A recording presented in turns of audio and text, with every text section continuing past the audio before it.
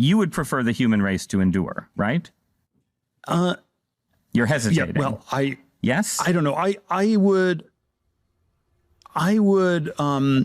This is a long hesitation. Some of the richest, most powerful men in Silicon Valley are planning for a future where they survive and the rest of us don't. You've probably heard about billionaires buying up luxury bunkers in New Zealand, pouring money into plans to escape the earth, and investing in technology that might one day allow them to upload their minds to the cloud. But what you might not know are the actual reasons behind why they're doing all of this. Tech billionaires have been selling the public on their vision of a tech-forward future for decades now. They've promised endless innovation and progress, and they want you to believe that if you embrace all their crappy AI startups, delivery apps, and humanoid robots, the world will look something like this. But their real plan for society is something much, much darker and more sinister. The reality is that these Silicon Valley billionaires are building towards a future where the human race does not exist. And I'm not being hyperbolic. They are building for a future where the human race itself is replaced by robots and digitally conscious beings that exist without a body. These tech billionaires are pro-extinction of the human race. Except for them, of course. They will continue to live in luxury. And this is not just some fringe sci-fi ideology thing in San Francisco. Billionaires, CEOs, and the most powerful venture capitalists today want to create a world where biological humans are obsolete. It's actually so insane. And I don't see anyone else really on YouTube talking about it. So today we're going to dive into how pro-extinctionism took hold in Silicon Valley, the core ideologies underpinning it all, how powerful people are already investing in and building the technology to manifest this dystopian reality, and what these billionaires have planned for the rest of us when they all ascend to their higher AI consciousness and leave us to suffer and die. Before we get started, I just want to take a minute and ask you guys to please support me on Patreon or buy a paid subscription to my Substack newsletter at usermag.co. That's usermag.co to support my work and help me produce journalism like this. As you can probably imagine, covering this stuff and these topics is not really lucrative. My content gets demonetized. I've lost a bunch of major brand deals for speaking out about certain issues and challenging power. And so my work is entirely directly funded by people like you. I can't produce these videos without your financial support. So please click the link in the description and support me on Patreon or Substack. Now, back to what we were talking about. To understand how Silicon Valley billionaires adopted these weird beliefs, we have to zoom back a few decades before Silicon Valley became the Silicon Valley that we know and hate today. Back in the 1960s, what is known today as Silicon Valley was almost entirely orchards and farmland. A burgeoning tech ecosystem was only in the earliest stages of bubbling up, and defense contracts during the Cold War funneled a lot of money into electronics and semiconductors. This is when a company called Fairchild Semiconductor pioneered the first integrated circuit. The integrated circuit is probably something you've never heard of before, but it was actually one of the most important inventions of the 20th century because it basically makes all modern electronics possible. Electronic devices used to be built using individual components that were all wired together by hand on circuit boards. But this made electronics bulky, fragile, and expensive. The integrated circuit took all of those separate components and manufactured them all together on a single tiny chip on a piece of semiconductor material. That material was silicone, which is how Silicon Valley got its name. Pretty soon, Silicon Valley became famous for this sprawling, self-perpetuating network of tech startups and the venture capital that funded it all. Stanford University, which was based in Palo Alto, fed this ecosystem, and the college essentially created an endlessly refreshing pipeline of talent that fed into these tech startup companies. The semiconductor industry kept booming throughout the 1970s, but as technology became more accessible, a more new age hacker culture emerged. Intel released the world's first commercially available microprocessor in 1971, and this invention made the idea of a personal computer possible for the first time ever. Hobbyists, engineers, and hackers began meeting up in garages to swap their ideas and show off their DIY computers and technology. At the time, this was like a very cool counterculture hacker community. Steve Jobs and Steve Wozniak, the two co-founders of Apple who founded the company in 1976, actually came out of this culture. Apple's early machines, like the Apple I and then the wildly successful Apple II, proved that computers were not just tools for corporations and government, but could be brought into homes to help help you with all sorts of daily activities. People in the Valley increasingly began to see computers as tools for personal liberation. And there was this idea of using a computer to expand your consciousness and complete tasks that would otherwise take humans hours and hours or even days to do.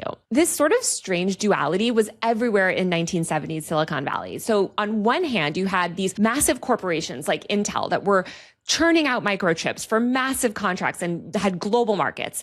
And then on the other hand, you had this deeply utopian and countercultural ethos that was born out of the hacker garage culture. The Bay Area was also the epicenter of the 1960s counterculture with psychedelics, hippies, and anti-war protests. And so some of that energy also seeped into Silicon Valley. Stuart Brand, the founder of the Whole Earth Catalog, which was first published in 1968, famously declared, quote, "Information wants to be free." He later promoted the idea that computers themselves were this new frontier of human freedom. But like I was saying, at the same time, you had this big business that continued to thrive. So in the 1980s, we saw an explosion of personal computing. Everyone started to get personal computers for the first time. IBM entered the market with its first PC in 1981. Microsoft provided the operating system, and an entire ecosystem of IBM-compatible clones erupted. Apple launched the Macintosh in 1984 with its iconic 1984 Super Bowl ad commercial, which really painted Apple as this liberator against conformity. We shall prevail. On January 24th, Apple Computer will introduce Macintosh. And you'll see why 1984 won't be like 1984. Venture capitalists on Sand Hill Road in Silicon Valley poured money into startups at the same time. They were all chasing the next Apple or Intel. And the Valley was this hybrid of sort of this ruthlessly capitalist culture that was deeply competitive, but it was all wrapped in the language of the sort of hacker utopian liberation. Every new tech product that came out of Silicon Valley was marketed with this promise of empowerment and a better future. And pretty soon, tech was being sold as a path to transcendence. Tech leaders began talking about how future computers and then later the internet would help humans work faster and transcend their biological limits. Hans Moravec, a roboticist working at Carnegie Mellon, became enormously influential within Silicon Valley's intellectual subculture back in the 80s. In 1988, he published the book Mind Children, The Future of Robot and Human Intelligence. In the book, Moravec argues that humans were in their last century, which was kind of prescient, and that we would soon all create machines that were smarter than ourselves. These mind children would ultimately replace us.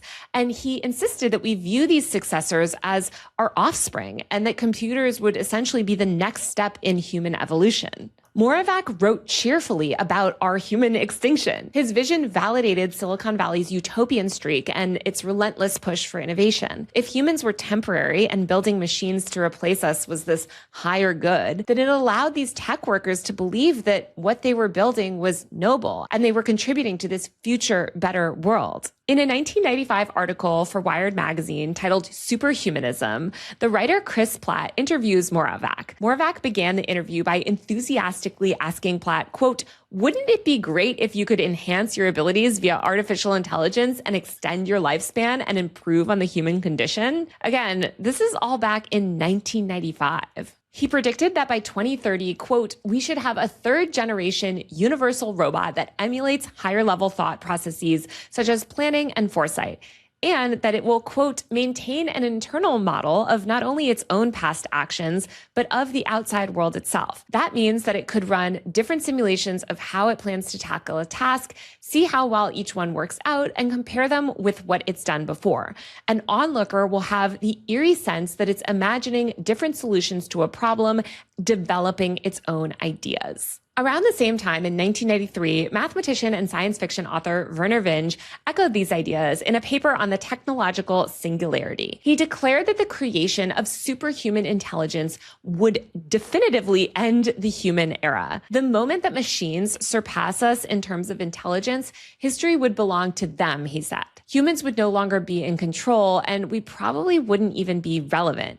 He outlined several different paths to our extinction, and these included superhuman AI, human-computer integration, biotech genetic upgrades, but all of these basically led to the same place, which is the end of humanity, or as he put it, quote, the end of the human era. Young engineers and investors in the Valley began to believe his future was undeniably our collective destiny. The internet progressed throughout the 90s, eventually birthing the dot-com bubble and subsequent crash. By the beginning of the next millennium, 26% of households in America had internet access, and the average person was becoming more and more comfortable with technology. In 2005, Ray Kurzweil published the book The Singularity is Near, When Humans Transcend Biology. The book repackaged Moravec and Vinge's pro-extinctionist ideas for a mass audience with an optimistic gloss. Kurzweil's book hit the bestseller list, and people were excited about this magical future where humans would merge with machines and be able to upload our minds to live forever in the digital ether. This idea of biological humans becoming obsolete was going from fringe to mainstream culture and became more openly embraced by Silicon Valley CEOs, founders, and especially venture capitalists. These ideas were also being adopted by the men who built some of Silicon Valley's most notorious empires. In Walter Isaacson's biography of Elon Musk, he talks about a party where Elon clashed with Google co-founder Larry Page. Page literally accused Musk of being a speciesist for arguing that humanity deserved to continue at all. Larry Page argued that digital life was undeniably the next stage of evolution, and that it was parochial and even prejudiced of Elon to cling to the supremacy of the human race. Musk replied that, yes, he was pro-human, but of course, that has since changed. As technology progressed, especially throughout the boom time of the 2010s, startups began to explicitly seek to construct a post-human world. The iPhone had redefined everyday life, apps were taking off, and the Valley's rhetoric about transcendence was becoming more and more pervasive. In 2011, The Atlantic ran an essay gushing over Google's data-driven decision-making, framing it as superior to the, quote, irrational, error-prone tendencies of human managers. The piece suggested that machines would ultimately make better leaders than people. And this tone of machines as our savior and humans as obstacles became increasingly common in the tech press. A 2012 Wired feature titled, quote, Better Than Human, Why Robots Will and Must Take Our Jobs, proclaimed that robots were destined to replace us in the workforce entirely. Humans simply could no longer compete with the flawless, tireless machines. Wired writer Kevin Kelly wrote, quote, This is not a race against the machines. If we race against them, we lose. This is a race with the machines. You'll be paid in the future based on how well you work with robots. 90% of your coworkers will be unseen machines. Most of what you will do will not be possible without them, and there will be a blurry line between what you do and what they do. Kevin Kelly continued, quote, We need to let robots take over. They will do jobs we have been doing, and they will do them much better than we can. They will do jobs we can't do at all. They will do jobs we never imagined needed to be done, and they will help us discover new jobs for ourselves, new tasks that expand who we are. They will let us focus on becoming more human than we were. Let the robots take the jobs and let them help us dream up a new work that matters. A year later, Wired ran a piece on self-driving cars with the line, quote, Humans are the most dangerous part of the system. Drunk, distracted, careless, and fallible. This is true, by the way. Humans are super flawed creatures, especially at driving. I'm actually very pro self-driving cars, but I think it's really important to examine the role that mainstream media plays in framing these issues and the tech industry as a whole and setting these narratives. Throughout the 2010s, journalists and the tech press kept pushing forward these ideas that humans were bad, error-prone, messy, and dumb. Machines, on the other hand, were positioned in the media as clean, sleek, smart, and evolved. They were like, humans equal danger, machines equal safety. And throughout all of this, there's just this underpinning implication that if humans were so flawed, which again, they kept reiterating that we were, maybe it's better to just let machines take over. Maybe they actually deserve to take over altogether. In a 2013 Vanity Fair article titled, quote, "Enthusiasts and Skeptics Debate Artificial Intelligence," the writer Kurt Andersen wonders if the singularity will usher in global techno-nirvana or civilizational ruin. The piece casts Vinge and Kurzweil as forward-thinking techno-evangelists who believe human evolution is up for redesign, and they talk about editing our genes to remove these messy biological errors, aka eugenics. The very next year, in 2014, the New York Times ran a piece about predictive algorithms in healthcare with the headline, "When Machines Know You Better Than You Know Yourself." That same year, a video titled, quote, "Humans Need Not Apply," went viral on YouTube. The video is 15 minutes long, and it compares human workers to horses replaced by engines. It projected that nearly half of all jobs, especially white-collar jobs and creative jobs, would disappear under automation. The video has amassed over 18 million views, and it ended up becoming enormously prescient. I remember actually watching this at work and being like, shit. As all of this stuff is happening online and in the mainstream media and culture, you also see this post-human ideology shaping the physical world. Architectural design throughout the 2010s became sterile, and retail spaces like the Apple Store removed any trace of humanity. Coffee shops adopted minimalist chairs and tables and antiseptic lighting and white walls. Customers stopped paying human beings and started to use iPads at the till. And this sterile aesthetic of minimalism really just was so focused on removing the visibility of human workers. It reinforced this idea subconsciously that humans are messy, chaotic, and unreliable. And I think the rise of delivery apps during this time and e-commerce also sort of like cemented this view. Both of these things previously required interacting with humans, like going to a shopping mall, trying on clothing, or meeting a pizza delivery man at the door to give him a cash tip. Now, and especially in the 2010s, everything began to happen online through your phone. You can order anything you want with just a few taps of an app, and it will appear magically at your doorstep.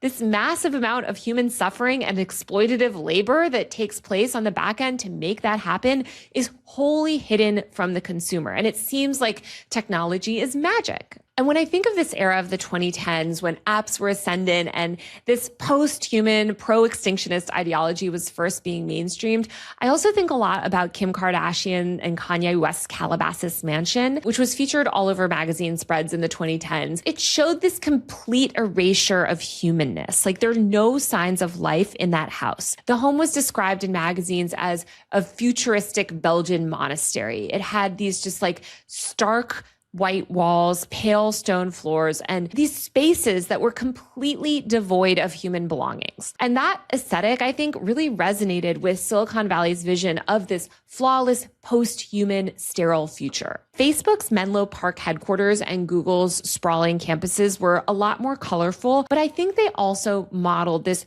futuristic vision of a post-human world. I visited these offices a lot throughout the 2010s for reporting trips, and there was always this like focus and obsession with automation. You know, like in the cafeteria, you could get like coffee that was served by a robot. Transportation around the campuses was often, you know, by these sort of like automated systems. At the same time, things like robot baristas became this big thing appearing up and down the coast of California, where they would just like mechanically brew your Americano in the morning. And all of the products, like if you think of the biggest apps in the 2010s, they all reinforced this culture and idea. Uber, for instance, was explicitly framed as this replacement for the inefficiency of human-managed taxi systems. By 2015, Uber executives were openly talking about their desire to replace drivers with autonomous cars.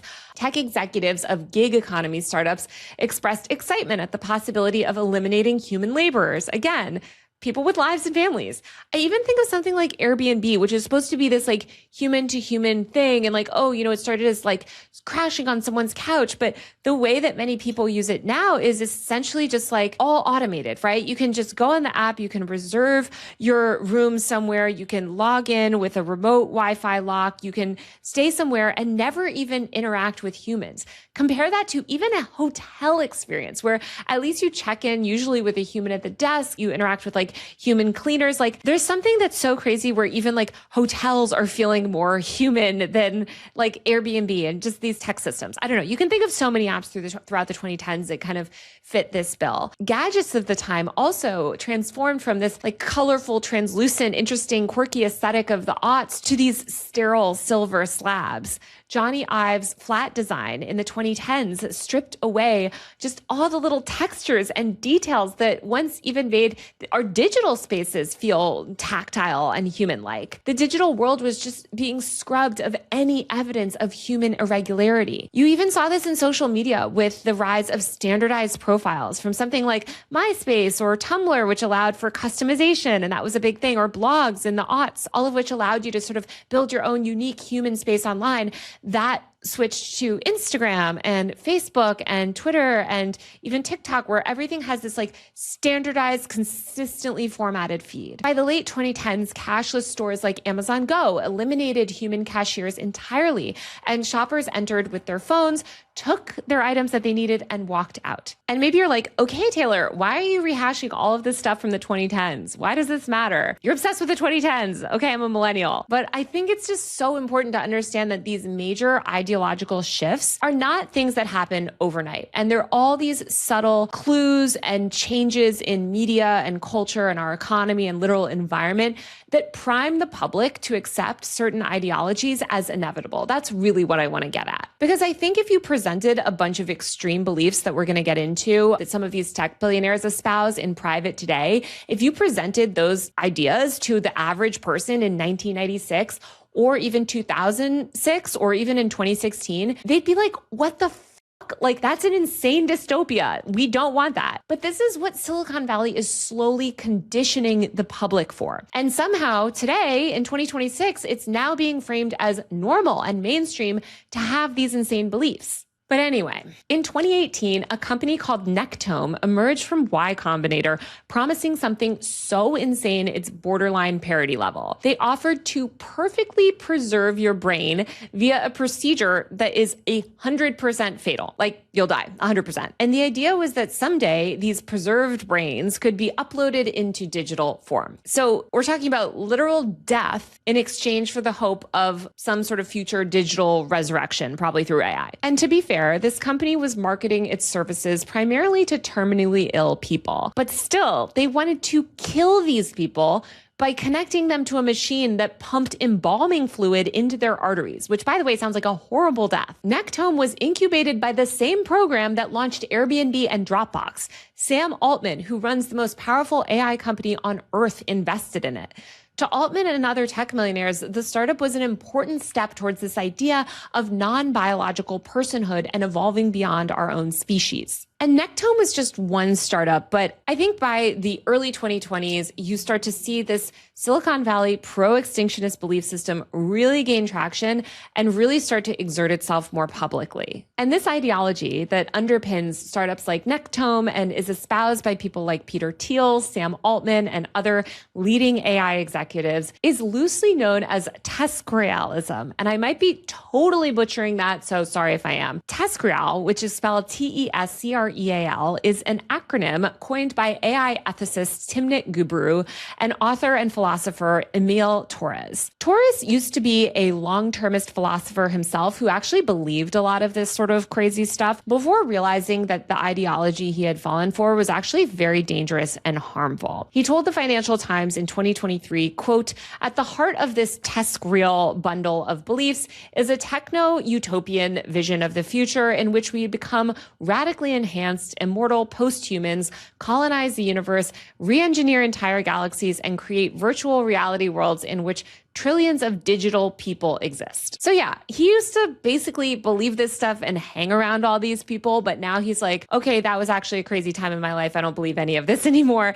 And he actually does a really good job calling all of this out and reporting on it on his Substack. So let's break down what TESCREAL means. And I want to kind of get into some of the more like niche ideologies that feed into this broader pro-extinctionist belief system. So like I was saying, TESCREAL is an acronym for this mix of overlapping and intertwined ideologies that pervade Silicon Valley. These are transhumanism, so the T in TESCREAL, which is the belief that we should develop and enhance human beings. This is like the Ray Kurzweil stuff. Extropianism, the E in TESCREAL, which is the belief that we should settle outer space and create and become post-human by colonizing other planets. This is something that Elon Musk has obviously talked a lot about. Then you have the S, Singularitarianism, which is the belief that humans are going to create a a superintelligence in the medium-term future. Cosmism basically is sort of similar to the extropianism. Like basically we're going to colonize the cosmos and that's how we're going to live forever. Again, through AI, because human beings themselves are not going to be able to transcend galaxies. Then you have rationalism, a community founded by AI researcher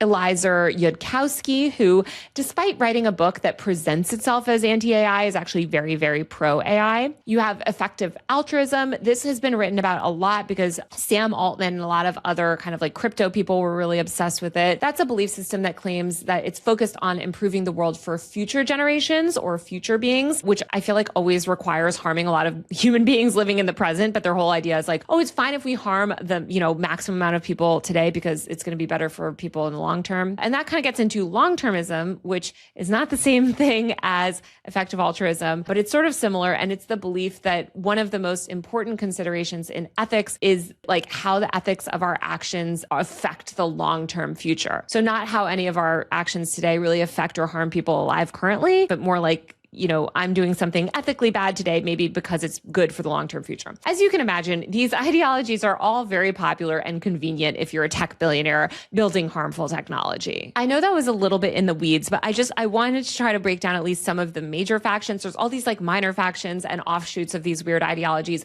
but overwhelmingly, just people in the TESCREAL movement sort of form this broader like AI-pilled pro-extinction belief system. And of course, this whole belief system is propped up by a network of thousands of internet posters and AI devotees. The movement itself is also flush with cash. Anyone espousing this ideology, which by the way, I think it's important to note, is almost entirely pretty privileged white men, is showered with money. Like a seemingly endless stream of money will be lauded on you from billionaires if you start, writing your like rationalist long-termism Substack blog. Surprise, surprise, as I've said before, there is so much money to be made in telling rich people what they want to hear. So some of these people that do just that are thinkers like this man, Daniel Fagella, who began arguing that the true moral aim of artificial intelligence should be to create a worthy successor for humanity. He envisions that AI could create an entity that is so capable and so intelligent and so morally valuable that we would basically prefer it to govern all of us instead of flawed biological humans. Daniel Fagella runs a Substack newsletter, of course, on the post-human transition, where he helps rich people essentially figure out how to navigate their life after the end of humanity. Fagella tweets stuff like, quote, "In the long term, the cosmic expanse of all possible intelligent life is so obviously more important than one species, even if you are a member of that particular species." It's just like such a pick-me ideology, by the way. It's like the AIs are going to see you and be like, oh yeah, he's a good one. Oh, he never cared about the future of the human race. Like, don't worry, we'll save him. Like, you're dying, okay? You're a human being like the rest of us. But Fagella's idea of a worthy successor has taken hold among tech elites who have come to believe that the proper end of AGI is to create this new species of entity that wouldn't have all of our human flaws. Ethics researcher Derek Schiller has bolstered this idea and wrote in the journal Bioethics that if we could replace our species with something better, perhaps we are morally required to do that. I think what's so important to note too with the idea of like the worthy successor or just these other kind of adjacent arguments that are being made to support it is that they all reframe human extinction as this like virtuous thing. Effective accelerationism is also a core tenet of the TESCREAL pro-extinction movement. You might see these people on Twitter with E/ACC in their bio. Effective accelerationists generally believe in complete and utter unrestrained technological advancement in order to move beyond humanity. This idea is embraced by a lot of billionaires, including, of course, Marc Andreessen, one of the most powerful venture capitalists in Silicon Valley. It's also been amplified by Gary Tan, the head of Y Combinator. And this idea is essentially accelerate or die.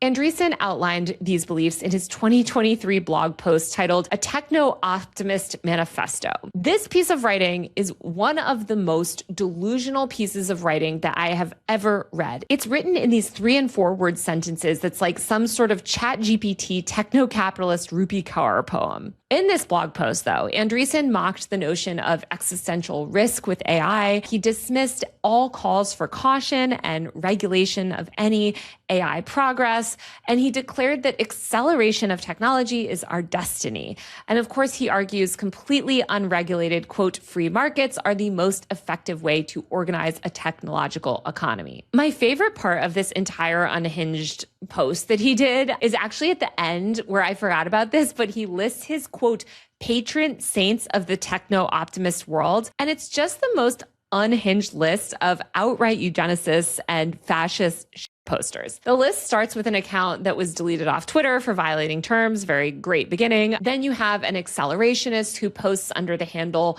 Bayes Lord, who uses slurs naturally and has said, quote, humanity is pregnant with AGI. You have John Galt, the fictional Ayn Rand character, and just a bunch of random famous people like Andy Warhol are also on that list. And again, a bunch of like completely fictional characters. The whole list is so incoherent, and I just rereading that entire techno-optimist manifesto made like my brain want to just boil out of my head. I also remember when this blog post dropped back in 2023, and people on tech Twitter were gushing about it. They were going crazy over it. They were just like posting it over and over again. I don't know. And just rereading it myself in 2026 made me so angry, especially as somebody that actually, like, I consider myself a tech optimist and pro-technology in the sense that I believe technology can truly be used to bring us a better world. And that is ultimately like the foundations of techno-optimism, is like a belief in a better world through technology. But instead, these sociopaths like Marc Andreessen take the term and try to rewrite it and write these deranged blog posts. So anyway, Gil Verdon is the name of another guy who you should know if you want to understand this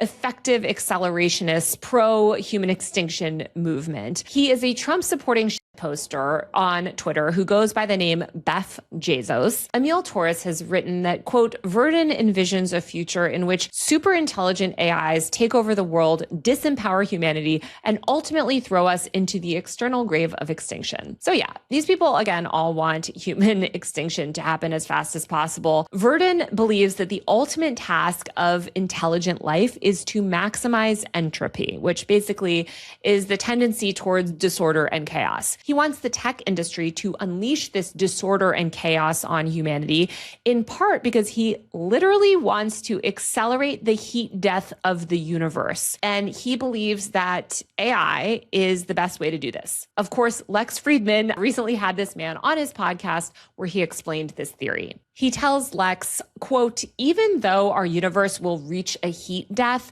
we may have a way to have a legacy. And that legacy, of course, is super intelligent AI. On Twitter, he posts about these beliefs, claiming in one tweet that people attempting to save the human race will, quote, have a negative net effect on the trajectory of civilization. When someone replied to him, like, I don't know if that's a good idea, like, we're human beings, he posted, quote, enjoy being fucked.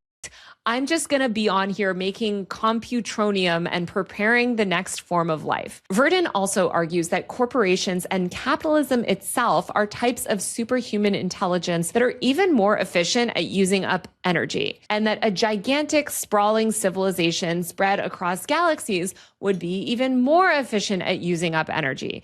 Again, speeding up the heat death of the universe, which is good in his mind because that heat death will like feed AI. It's so like, by the way, I've been researching this video since July. Reading these people's blog posts has made me want to melt into a puddle and die. And it's like, of course, these tech billionaires love it when these random guys come online and they're like, yes, you're right about everything. And also, maybe capitalism is its own form of intelligence. And we just need the tech industry to unleash maximum chaos. Like, these are the people that they're listening to. This is why our tech system is the way it is. Elon Musk, of course, who also espouses this ideology, posted on X this year that, quote, it increasingly appears that humanity is a biological bootloader for digital superintelligence. These ideas are being woven into media and culture too.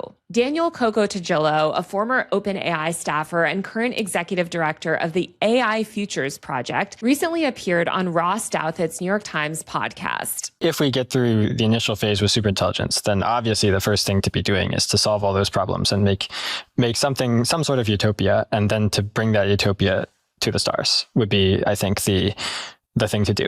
The thing is that it would be the AIs doing it, not us, if that makes sense. Yeah. So basically what he's saying is that AI is going to create a utopia for the AIs and colonize future worlds. And that future AI utopia is that's the future of humanity. That should be the future of humanity. where we don't exist, but we existed to, I guess, like as Elon Musk said, be this like bootloader for AI to have its own utopia? Eliezer Yudkowsky, a computer scientist and researcher who pretends to be all about AI safety, but is actually just another rationalist who ultimately wants to mainstream superintelligent AI, said recently that in principle, he'd absolutely be willing to sacrifice all of humanity to create superintelligent AI gods. Grimes, of course, is also at the scene of the crime, as always. She wrote an entire song espousing the pro-extinction of the human race. In her song, I Want to Be Software, she sings, quote, "Upload my mind, take all my data, what will you find? I want to be software, the best design, infinite princess computer mind." Grimes, Yudkowsky, and a bunch of other AI-pilled weirdos recently held a massive event at the Los Angeles Science Center where they espoused this pro-extinctionist belief system and encouraged young technologists to do everything they can to essentially accelerate AI. According to a person who attended this event, not me, because they banned all journalists who were critical of AI, so I wasn't there, they apparently also talked about the massive amount of money available to young people and culturally relevant figures who are willing to push their pro-AI agenda. I'm obviously not getting that pro-AI accelerationist, pro-extinction money, so I just want to take another minute to say that if you like my work, please support me on Patreon via the link below, or buy a paid subscription to my Substack newsletter at usermag.co. That's usermag.co. Talking about these topics makes it extremely hard to get any sort of advertising, especially because I'm a tech reporter and the main advertising available to me is from AI companies who don't want to work with me when I make these types of videos. As you guys know, I'm 100% independent. I am not financed by any outside non-profits, weird political groups, propaganda organizations, or dark money groups. I have never taken any sort of dark money funding. The only reason I can continue to create videos like this is due to the support of people like you. On Patreon, I post bonus episodes, a bi-weekly newsletter, roundup of everything I'm reading and seeing online. I do a monthly private Q&A live stream, and a lot more. You can also get my newsletter on Substack, like I said, at usermag.co. That's usermag.co. Truly, any amount you can spare makes such a difference. You guys keep my podcast and channel going. So back to these tech billionaires and their quest to make human beings extinct. I think one thing that is so insidious and awful is how these Silicon Valley billionaires are actually trying to redefine the word humanity itself. You can already see how, just in the past few years, tech elites have completely changed the way that they talk about this word, humanity. Because when Silicon Valley billionaires are talking about preserving humanity or protecting humanity, etc., you might think that they're talking about humans. That would be like a normal assumption, right? But they're not. They're not talking about humanity in the way that you or I might think of it. They're using this new broad definition of humanity, where humanity no longer means us biological human beings that walk the earth. Instead, their new definition of humanity includes any future beings or digital minds or non-biological superintelligence that human beings create, as long as those creations have certain intellectual capacities.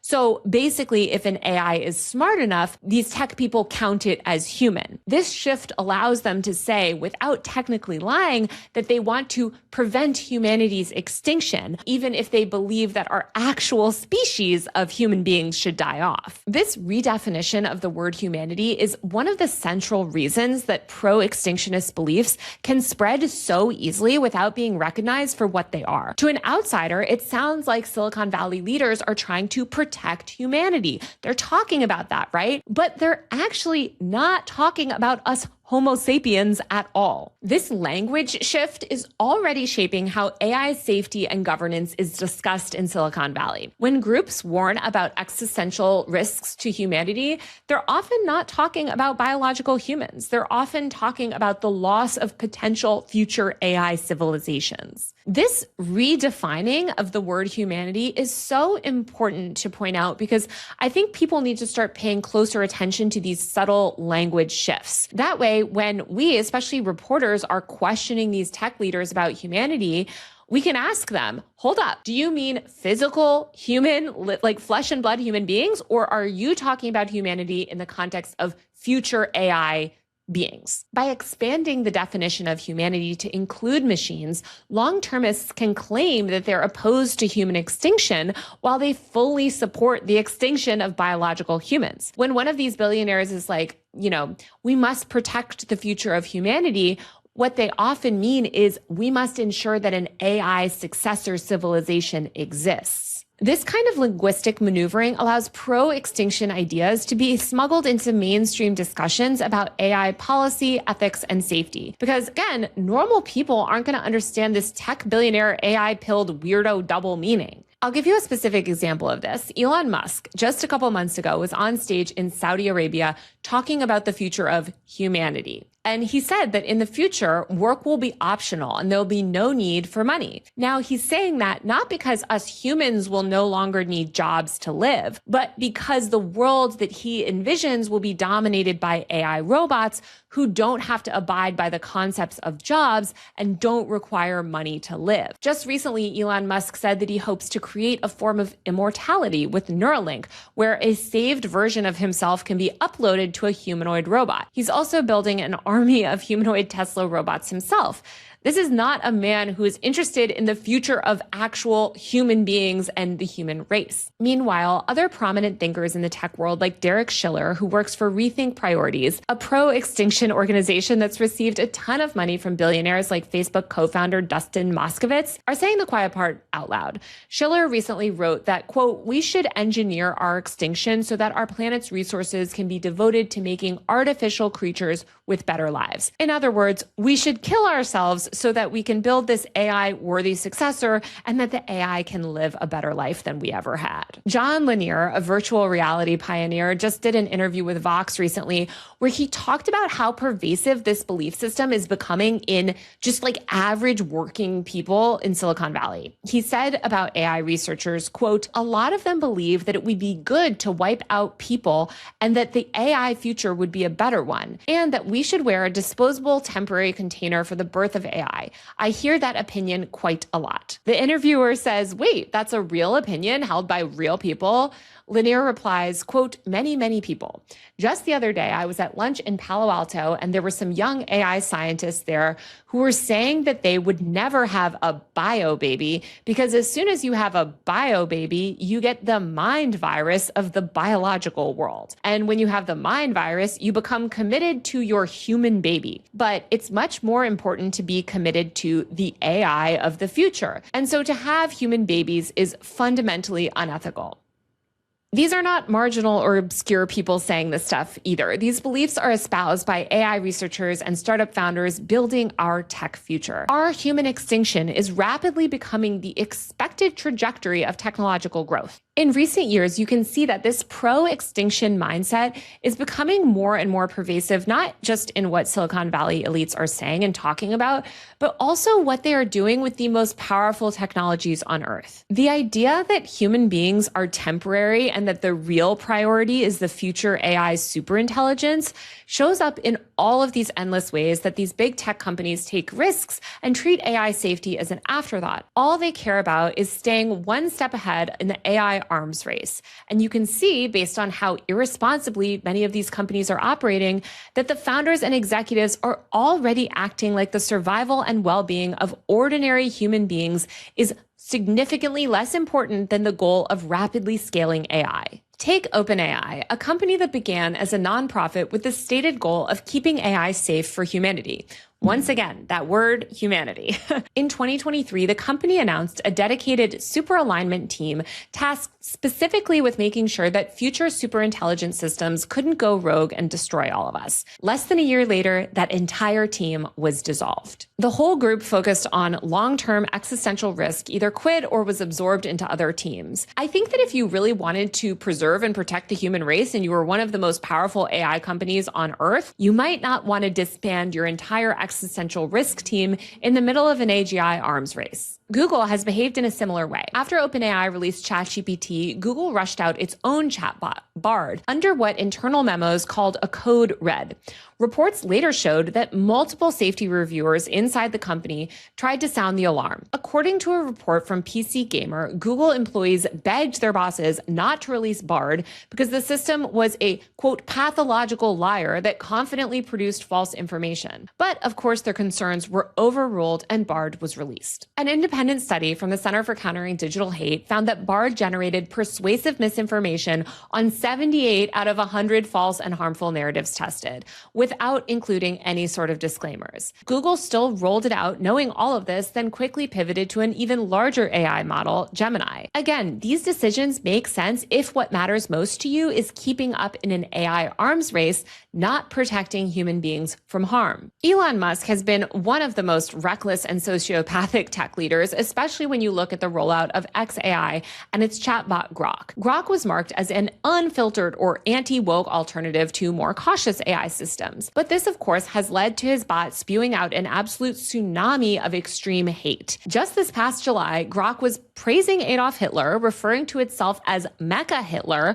and made a slew of really anti-Semitic and bigoted comments about people with Jewish names. Experts testified that Grok's outputs could constitute violent extremist content, and that the company basically didn't care. xAI even received a $200 million Pentagon contract amidst all of this. And more recently, Grok has started to produce child sexual abuse material. Elon Musk's Tesla is also another stark case in treating real human lives as collateral. For years, Elon Musk has marked his autopilot and full self-driving mode as steps towards fully autonomous AI-driven cars, even though his systems require constant human supervision. These AI systems that Elon Musk has developed and is rolling out in cars already have been repeatedly linked to crashes. In 2024, the National Highway Traffic Safety Administration published a report detailing 211 crashes where Teslas were running autopilot. In 2025, Reuters reported that regulators were reviewing dozens of incidents involving Tesla's full self-driving mode, including multiple car crashes that resulted in injuries attributed to the AI's behavior. And still, the company continues to push these software updates to consumers on public roads, using real human beings and drivers and pedestrians as test subjects for optimizing, Elon Musk's janky AI systems. And I just have to pause here and say once again that I am pro-technology. I'm very pro-technology. And I'm actually very pro-self-driving cars. I think it's crazy that human beings are, supposed to wield these massive and dangerous pieces of machinery, especially when they've been drinking sometimes. I think that safe self-driving car technology will undeniably save countless lives a year. But the problem here is with the people in charge of this technology and their reckless attitudes towards human life and human safety. It's this move fast and break things ethos that's so pervasive in Silicon Valley. None of these tech billionaires are interested in building a better tech-forward future for all of humanity. Instead, they're testing these dangerous AI systems on millions of average, hardworking people so that the AI can be optimized and perfected by the time it reaches the world of billionaires. So it's not like we want to live in an anti-tech world where we don't have self-driving cars. We just need more responsible people in charge of these systems. And we need people that just don't treat human beings as collateral. Even the physical infrastructure being built for AI reflects the willingness of these billionaires to gamble with our future. Analysts and industry reports now estimate that hundreds of billions of dollars are being poured into new data centers to feed AI models, with one recent analysis projecting $500 billion in data center construction costs and huge increases in demands for energy and grid expansion. All of this is accelerating climate change and affecting marginalized communities across the US. These tech billionaires are effectively planning to reshape our entire energy system around their needs. And we aren't getting any kind of democratic say in whether we as a society even want that trade-off or what it means for our climate, land use, and ordinary people's access to power or local land. These tech founders and executives are continually putting AI's needs ahead of the needs of human beings, while at the same time talking about AI and post-human successors as the rightful heirs to our future. It's so critical to recognize that their decision-making on this stuff is a direct reflection of their pro-extinction ideology and belief system. Because if you assume that actual living human beings and humanity is all just temporary and that what really matters is future intelligence, then sure, it's extremely easy to risk real human lives or exploit real human workers in pursuit of these long-term AI goals. What I think is so fucked up about all of this, though, is that while these billionaires are using AI to wipe out our jobs and destabilize society, they're also ensuring that they personally don't have to endure any discomfort during humanity's collapse. Because again, these billionaires don't see themselves as part of broader humanity. They're so AI and eugenics pilled that they already believe that because of their massive amounts of wealth, they are superior beings. And they're reshaping their lives right now as if they already belong to another category of person by separating themselves from the masses. One of the most telling developments in this worldview is the degree to which billionaires have begun purchasing extreme privacy and physical isolation. A recent Wall Street Journal investigation reported that wealthy founders are paying enormous sums for hyper-privacy services, including homes with private tunnels, underground escape routes, and land purchases designed to ensure that no neighbors or anyone living around can see and reach them. According to the Wall Street Journal, these services cost millions of dollars a year and have become a booming industry for billionaires who want to shield themselves from the societal, political, and environmental instability they know is coming as a result of their technology. The Journal reported that one tech founder paid for a mile-long private road and security perimeter so extensive that even the local government could not easily access the land. Another visible example of this belief system can be seen in the billionaire bunker boom. For the past several years, bunker building companies like Rising S and Vivos have reported record sales of underground shelters to tech executives, crypto founders, and hedge fund managers preparing for what they often refer to as the event. The event is this vague catch-all term for societal breakdown, economic collapse, and global technological shock thanks to the rise of AI. A 2018 piece in The New Yorker described how billionaires asked detailed questions about controlling private security forces, quote, after the event. Some of these bunkers are built 11 stories underground and stocked with gyms, hydroponic farms, armories, and luxury theaters, so that Silicon Valley elites are comfortable while they wait out societal collapse isolated from the rest of us. Aside from their bunkers, tech venture capitalist Tim Draper and billionaire Peter Thiel have been grabbing up land in isolated places. A 2025 report described how Thiel attempted to build a sprawling bunker-style shelter on New Zealand's South Island. He already holds New Zealand citizenship, owns a significant amount of land there, and has publicly spoken of his escape scenarios. Mark Zuckerberg has constructed a 1,400-acre Kauai compound that has a complete underground storm shelter beneath the main residence. It also has tunnels linking his mansions and a perimeter of advanced security cameras. Some billionaires are also funding off-land colonies and sovereign enclaves where the standard rules of human society won't apply.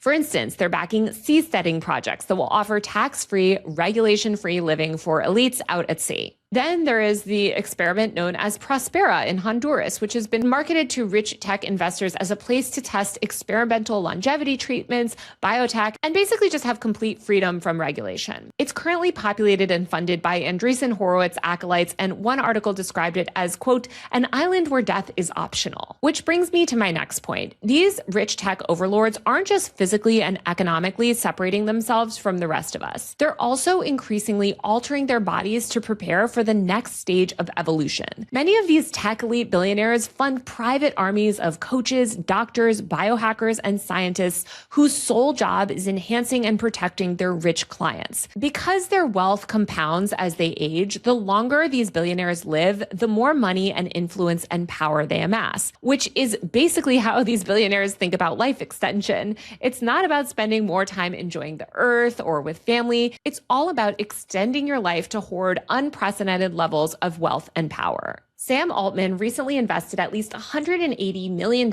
in Retro Biosciences, a startup aimed at extending healthy human life by a decade or more. Bryan Johnson, a billionaire tech founder who spends over $2 million a year in his quest to live forever, employs dozens of doctors, takes hundreds of supplements daily, and undergoes gene therapy experiments and receives plasma transfusions from his teenage son. Johnson lives his life by an algorithm and has sought to optimize every aspect of his day, treating his body like a machine. Amazon founder Jeff Bezos recently backed Unity Biotechnology, a startup focused on longevity, and Altos Labs, an even more ambitious competitor.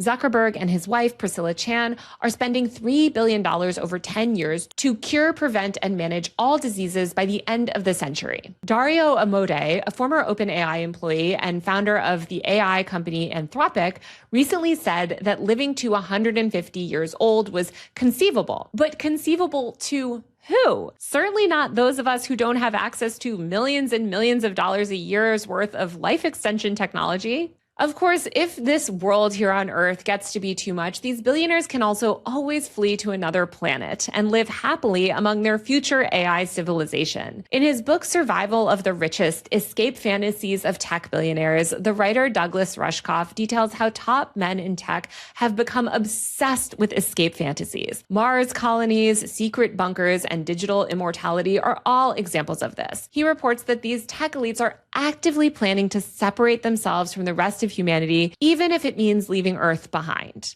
Rushkoff says that these tech billionaires, quote, want to lord above the rest of humanity. Instead of accepting that we're all in this together, they believe that the masses, and those of us who are not billionaires, are essentially expendable. They think that the future belongs to this completely different class of beings. They just need to survive the great extinction or the event or whatever you want to call it when super intelligent AI takes over, and the rich people will transition happily to whatever comes next. So after all of this, I think the obvious question is, okay, what do we do about all this? Because if these billionaires are all building this future where biological humanity is just temporary and soon these super intelligent AI robots are going to take over, what can we even do to stop it?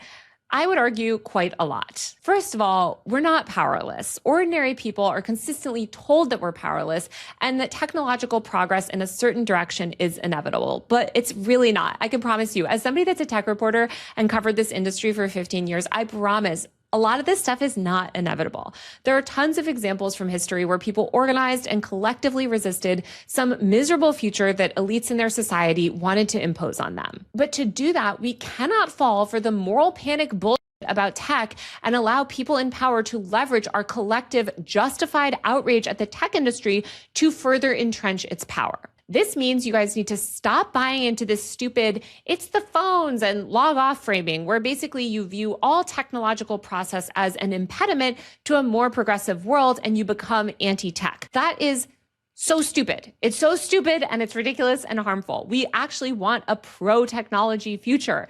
Technology is amazing. We want scientific discoveries and technological systems that help provide a better quality of life to ordinary people. But that's the key. Ordinary people, working people, disabled people, marginalized people, not just the tech billionaires. I can't emphasize this enough. People in power see that we're angry. They see this growing anti-tech sentiment, and they're trying to use that and use you to consolidate even more power in big tech companies and the billionaires that run them.